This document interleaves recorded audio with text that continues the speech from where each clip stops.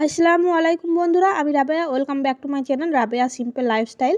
আজকের রেসিপি হচ্ছে ডিম ভুর্জি বা এগ ভুজিয়া, যেটা ভাত, মুড়ি, রুটি তিনটের সাথেই খাওয়া যেতে পারে। আবার প্রথমে কড়াইতে দিয়ে দিয়েছি পরিমাণ মতো সরিষার তেল। তেলটা গরম হয়ে গেলে আমি একটা বড় সাইজের পেঁয়াজ খুবই কুচি করে কেটে রেখেছিলাম, সেই পেঁয়াজটা আমি দিয়ে দিয়েছি।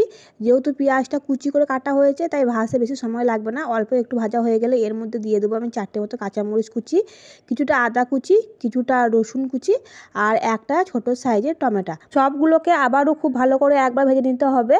যতক্ষণ না পর্যন্ত টমেটোটা নরম হয়ে আসছে ততক্ষণ পর্যন্ত কিন্তু ভাজতে হবে। টমেটো নরম হয়ে গেলে আমি এর মধ্যে দিয়ে দেবো নুন, হাফ চামচ মতো নুন দিয়েছি আর হাফ চামচ মতো দিয়েছি হলুদ গুঁড়ো। নুন আর হলুদটা একটু ভালো করে মিশিয়ে নেবো। নুন আর হলুদটা ভালো করে মিশানো হয়ে গেলে এর মধ্যে আমি দিয়ে দেবো ডিম।